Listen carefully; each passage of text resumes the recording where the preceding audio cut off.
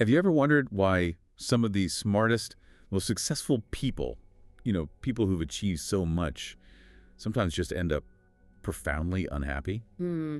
Or maybe even make really catastrophic mistakes in their personal lives? It's a real head scratcher, isn't it? It really is. You see it all the time, don't you? In the news, maybe even people we know. It seems like, well, the blueprint for professional success just doesn't automatically equal personal happiness. Exactly. And that's actually what we want to unpack today here on the Gist Gab podcast. We're looking at a book that tackles this head on, offering some pretty fascinating perspectives. It's called How Will You Measure Your Life? Ah, yes. By Clayton Christensen, James Allworth, and Dillon. That's the one. Such a great book. And the backstory is really compelling, too. It actually grew out of this incredibly powerful speech Professor Christensen gave. Right, at Harvard Business School, wasn't it? Yeah. Back in 2010? Yeah, exactly, to the graduating class. Yeah. And it came from something really personal he had observed over years and years. They'd been watching his former students, right, at reunions. Like the 5th, 10th, even the 25th, 30th year reunions. And he started noticing this really unsettling pattern. Which was his? So many were, flying high in their careers, really successful, but a surprising number were struggling. Unhappy marriages, big family problems. Wow. And even worse, some had actually ended up in jail. Tragic stuff. That's heavy. And Christensen being this, expert in business strategy. Right, known for applying these really rigorous theories to how companies succeed or fail. He looked at these personal struggles and thought, What? he thought, hold on, what if we applied that same kind of strategic thinking, that discipline, to designing our lives? Interesting. So using business tools for life planning. Precisely. The book's mission really is to give you those same tools to help navigate the big critical decisions in life, focusing on three main areas. Which are? Your career, your relationships, and crucially, your integrity. Staying true to yourself. Okay, let's start with careers then. That's where we spend so much of our time. What does Christensen find about, genuine fulfillment at work? Because so many people feel stuck, right? It's a huge issue. He points out that, we spend a massive chunk of our lives working, but lots of people end up abandoning their early dreams.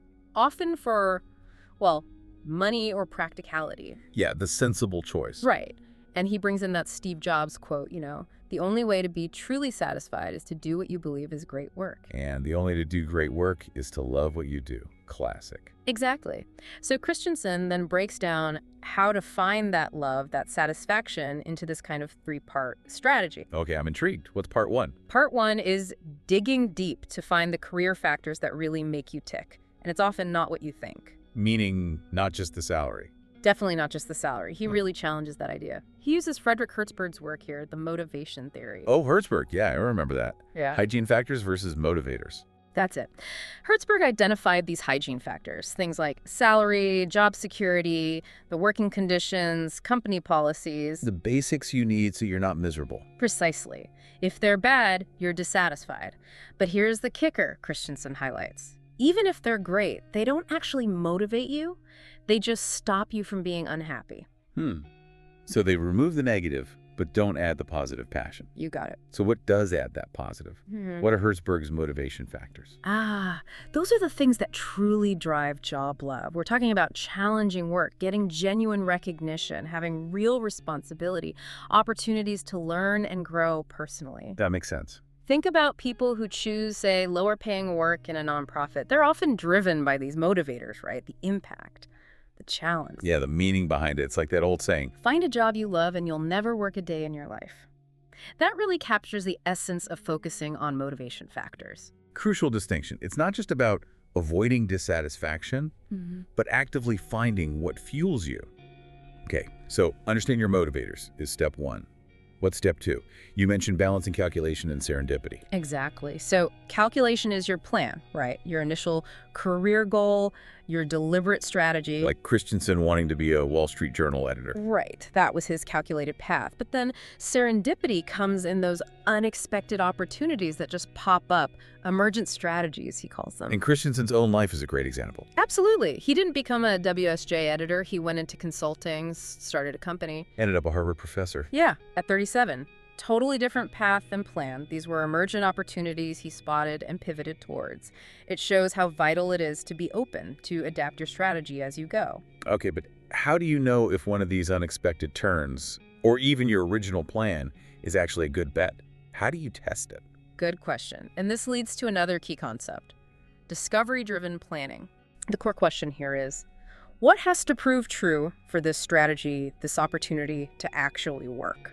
You identify your crucial assumptions first. Like, what needs to be fact for this path to succeed? Exactly. And he uses the example of Disney's launch of Euro Disneyland. Oh yeah, that had a rocky start, didn't it? What went wrong there? Well, their planning was based on some fundamentally flawed assumptions. Big ones.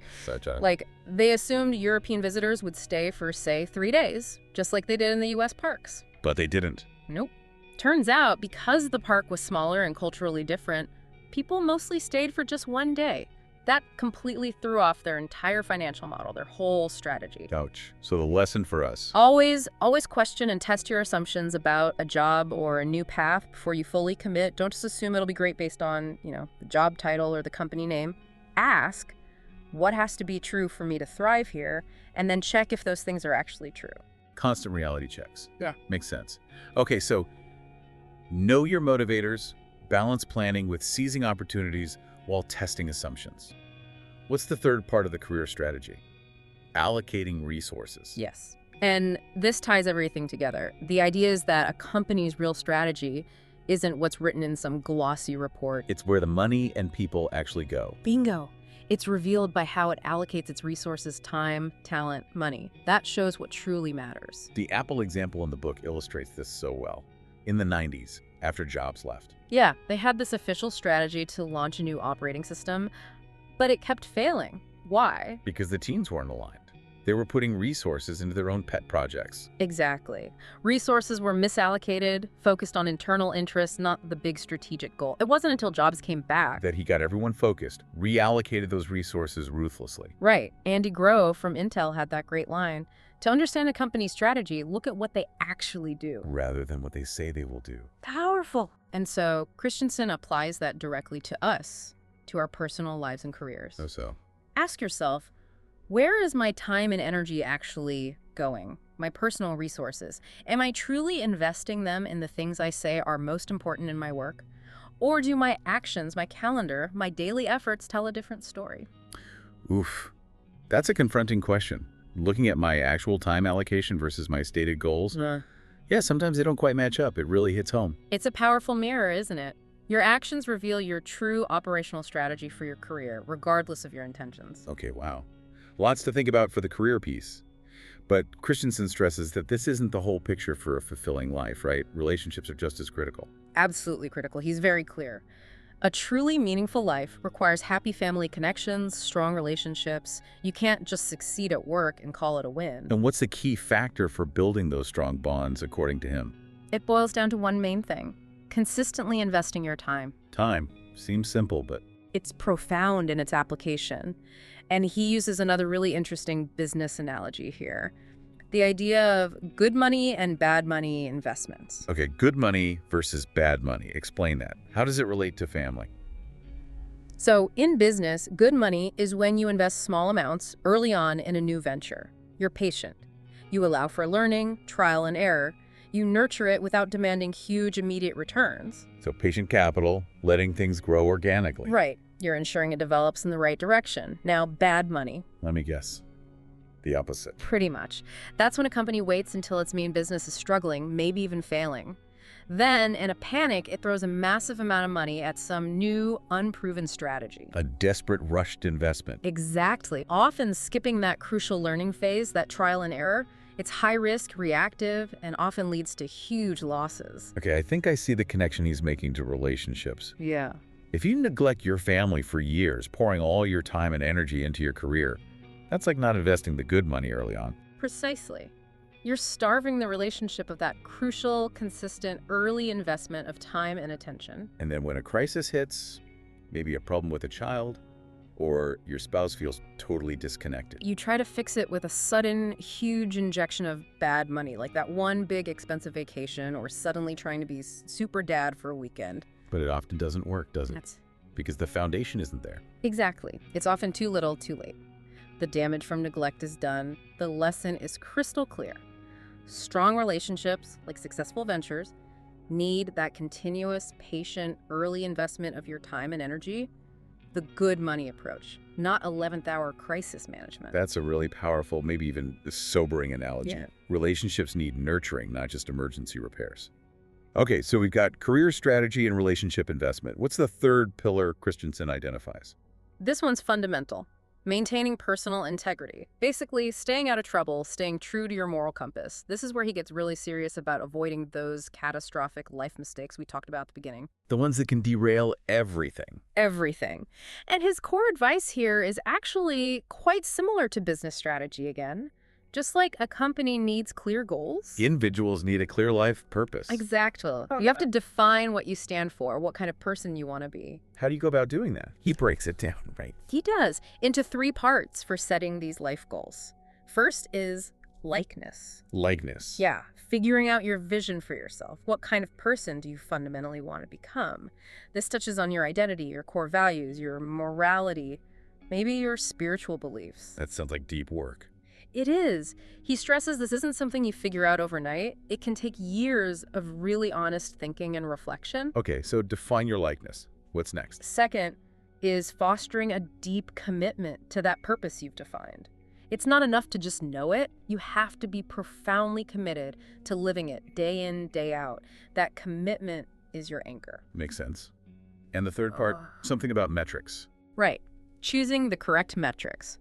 This means consciously moving beyond the usual conventional measures of success. Like income, job title, awards. Exactly. Those are external. Christensen talks about his own metrics being focused on the individuals he helped. Did he strengthen someone's faith? Did he help alleviate someone's pain? It's about defining success in terms of your impact on others, aligned with your purpose. Measuring what truly matters to you based on your likeness. Precisely. This brings us to something really crucial he warns against. The just this once trap. Oh, this is huge. The danger of making small, seemingly harmless compromises on your principles. Because it feels insignificant at the time. It's just this once. What's the harm? Exactly, but that's how it starts. That just this once makes the second time easier, and then the third. It's an incredibly slippery slope. A downward spiral. Absolutely, leading to potentially devastating mistakes you never thought you'd make. He uses that Barings Bank trader example, right? Yeah. Nick Leeson.